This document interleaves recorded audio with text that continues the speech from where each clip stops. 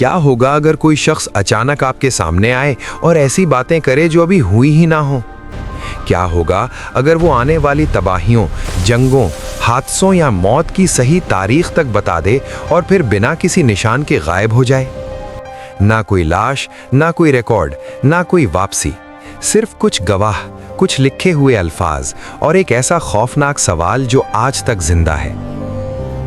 क्या ये लोग वाकई मुस्तकबिल देख सकते थे या फिर उनके पास किसी ऐसी चीज का राज था जो इंसानी समझ से बाहर है?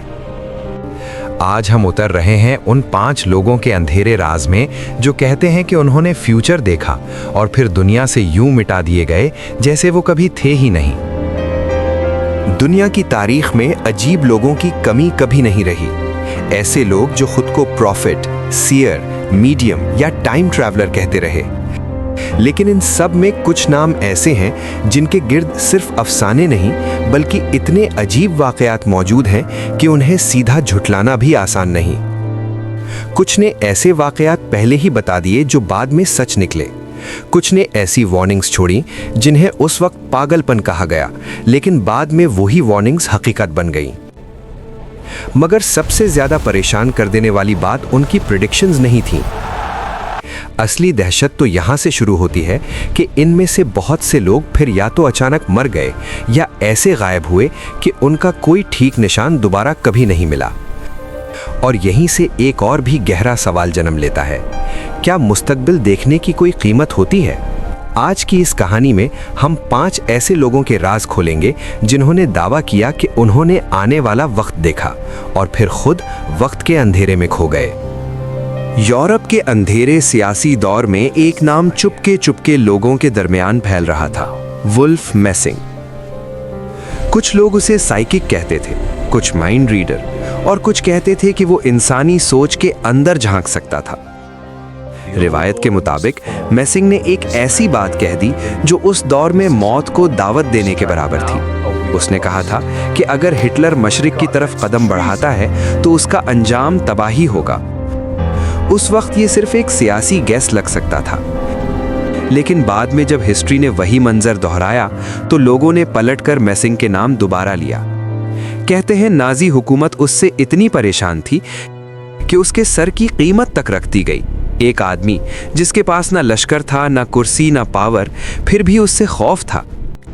क्यों? क्योंकि जब कोई शख्स वो देख ले जो बाकी सबसे छुपा हो तो उसका वजूद खुद एक खतरा बन जाता है। मेसिंग ने अपनी जिंदगी का कुछ हिस्सा सोवियत यूनियन में गुजारा। वहां भी उसके गिर्द राज, तजस्सुस और खामोश निगरानी का साया रहा। उसके डेमोन्स्ट्रेशंस, उसके क्लेम्स और उसके गिर्द बुनती कहानियां आज तक डिबेट का हिस्सा है। लेकिन सबसे अजीब पहलू यह है कि उसके बहुत से वाकयात का रिकॉर्ड धुंधला है। सच्ची कहानी कहां खत्म होती है और अफसाना कहां से शुरू होता है, कोई यकीन से नहीं कहता। मगर ये सबसे हैरत अंगेज बात भी नहीं थी। असली बात यह है कि मेसिंग की जिंदगी का आखिरी हिस्सा गैर मामूली खामोशी में डूब गया। जो आदमी लोगों के जहन पढ़ने का दावा करता था, उसकी अपनी कहानी धुंध में लिपट गई। उसके गिर्द इतने राज रह गए कि आज तक लोग पूछते हैं, क्या उसने सिर्फ फ्यूचर देखा था या किसी और सिस्टम ने उसे देख लिया था? अमेरिका की सियासी दुनिया में एक और नाम बहुत अरसे तक हवा की तरह गर्दिश करता रहा, जीन डिक्सन। वो न्यूज़पेपर कॉलम्स लिखती थी, सियासतदान उससे मिलते थे और आम लोग उसकी पेशगोइयों से दहशत भी खाते थे और मुतासिर भी होते थे। उससे मंसूब सबसे मशहूर क्लेम था एक ऐसे कत्ल की पेशगोई जो पूरी दुनिया को हिला देने वाला था। रिवायत के मुताबिक उसने एक जवान लीडर के राइज और फिर उसके कत्ल का इशारा दिया था। बाद में जब अमेरिका ने अपने प्रेसिडेंट को खून में गिरा देखा, डिक्सन का नाम फिर अंधेरे में चमक उठा। अब सवाल ये है कि क्या वो वाकई मुस्तकबिल देख रही थी या उसने सिर्फ इतनी सारी बातें कहीं कि कुछ सच निकल आईं?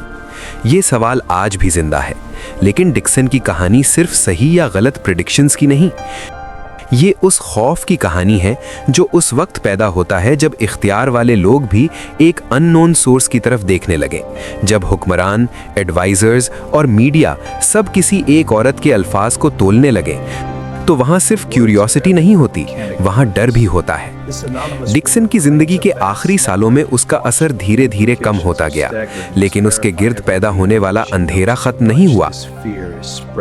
वो दुनिया से चली गई, मगर अपने पीछे वो सवाल छोड़ गई जो हर पेशगोई करने वाले के साथ जुड़ा होता है। अगर आप फ्यूचर देख सकते हैं, तो क्या आप अपना अंजाम भी देखते हैं? लेकिन यहाँ से कहानी और ज्यादा खौफनाक हो जाती है, क्योंकि अगला नाम सिर्फ फ्यूचर देखने का दावा नहीं करता था, उसने एक पूरी कौम के नसीब पर असर डाला। रात, बर्फ, रशिया और शहंशाही महल के अंधेरों में एक नाम सरगोशी बनकर फैलता था, ग्रिगोरी रास्पुटिन। कुछ के लिए वो बुजुर्ग था, कुछ के लिए ढोंगी और कुछ के लिए शैतान। रास्पुटिन का असर सिर्फ स्पिरिचुअल महफिलों तक महदूद नहीं रहा, वो रोमनोव खानदान तक पहुंच गया। जारना उस पर भरोसा करती थीं। लोग उससे नफरत भी करते थे और उससे खौफ भी खाते थे, क्योंकि वो सिर्फ एक मजहबी शख्स नहीं लगता था, बल्कि एक ऐसा आदमी जो पर्दे के पीछे चलते वक्त को महसूस कर लेता हो।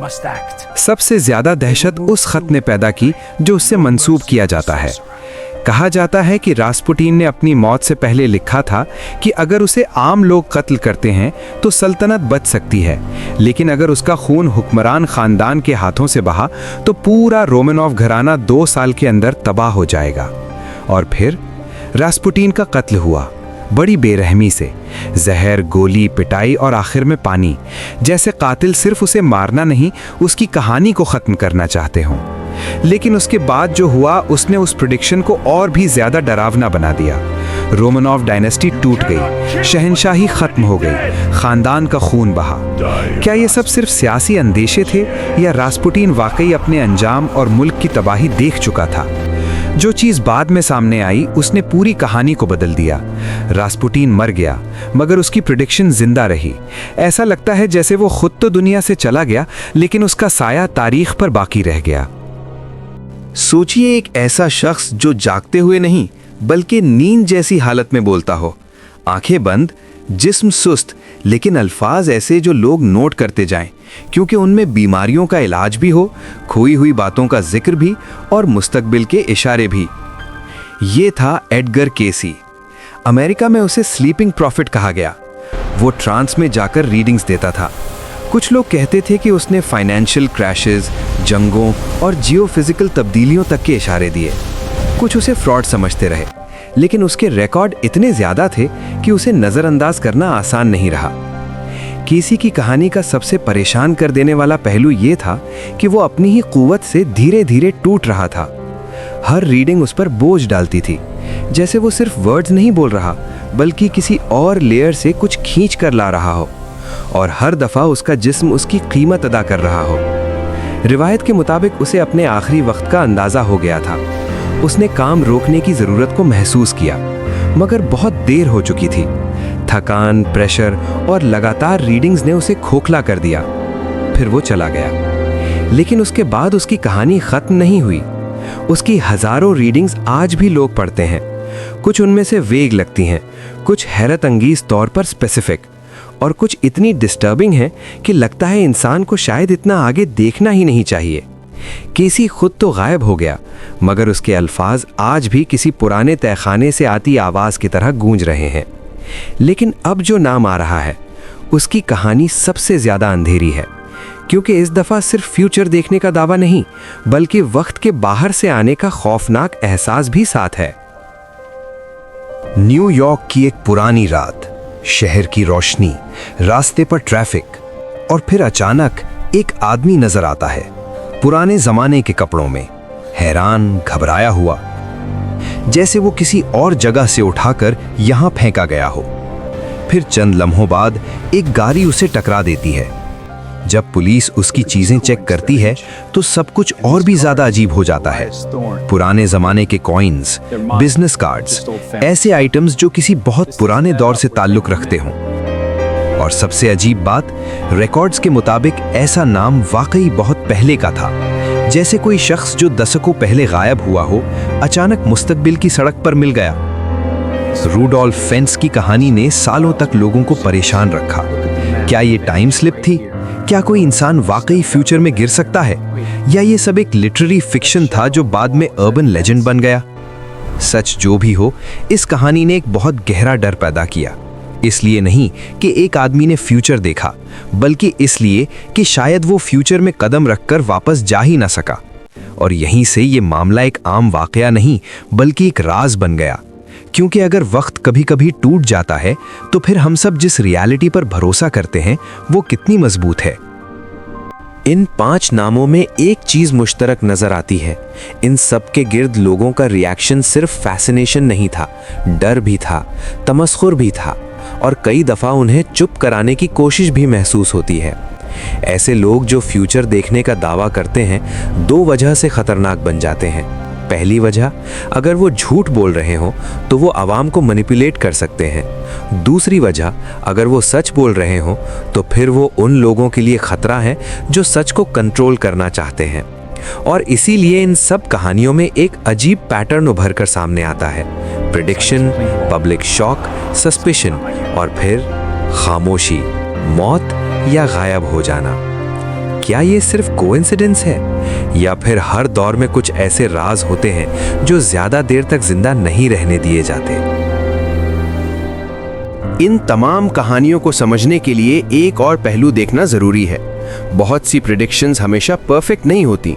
अक्सर उनमें एग्जैजरेशन, मिथ और लोगों की अपनी इंटरप्रिटेशन भी शामिल हो जाती है। इसीलिए इन केसेस को अंधा यकीन के साथ देखना खतरनाक है, लेकिन उन्हें पूरी तरह रिजेक्ट कर देना भी इतना आसान नहीं। वुल्फ मेसिंग के गिर्द स्टेट प्रोपेगेंडा, पर्सनल लेजेंड और ओरल स्टोरीज का मिक्स मिलता है। जीन डिक्सन के केस में कुछ प्रेडिक्शंस मशहूर हुई, कुछ गलत भी साबित हुई, लेकिन उसका पब्लिक इम्पैक्ट अनडिनाइबल था। रास्पुटिन की जिंदगी हिस्ट्री और हॉरर के दरमियान लटकती है, और उसकी मौत के गिर्द जो डिटेल्स हैं, उन्होंने उसे ऑलमोस्ट सुपरनैचुरल कैरेक्टर बना दिया। एडगर केसी के पास डॉक्यूमेंटेड रीडिंग्स का एक बहुत बड़ा आर्काइव था, जिसने उसे सिर्फ अफसाना नहीं रहने दिया। और रूडोल्फ फेंस की कहानी ने एक और दरवाजा खोला। क्या कभी-कभी लोग सिर्फ फ्यूचर देखते नहीं, उसमें फंस भी जाते हैं? ये तमाम वाकयात हमें एक ही जगह ले आते हैं, वहां जहां फैक्ट और फियर एक दूसरे में घुल जाते हैं, वहां जहां साइंस के पास हर सवाल का जवाब नहीं, और वहां जहां इंसानी दिमाग खुद सबसे बड़ी पहेली बन जाता है। शायद सबसे खौफनाक बात ये नहीं कि कुछ लोग फ्यूचर देख लेते हैं। असली खौफ ये है कि शायद फ्यूचर देखने के बाद इंसान वैसा नहीं रहता। शायद वो दूसरों से अलग हो जाता है। शायद उसे वो चीजें नजर आने लगती हैं जो नॉर्मल दिमाग बर्दाश्त नहीं कर सकता। और शायद इसीलिए कुछ लोग या तो टूट जाते हैं, या मिटा दिए जाते हैं, या वक्त की किसी अंधेरी दरार में खो जाते हैं। सोचिए, अगर आज रात कोई आपके दरवाजे पर दस्तक दे और आने वाले हफ्तों, महीनों या सालों का सच बता दे, तो क्या आप उस पर यकीन करेंगे, या उससे डरकर दरवाजा बंद कर देंगे? क्योंकि तारीख के अंधेरे रास्तों में ऐसे लोगों के निशान मिलते हैं जिन्होंने मुस्तकबिल को देखने की कोशिश की, और फिर मुस्तकबिल ने उन्हें निगल लिया।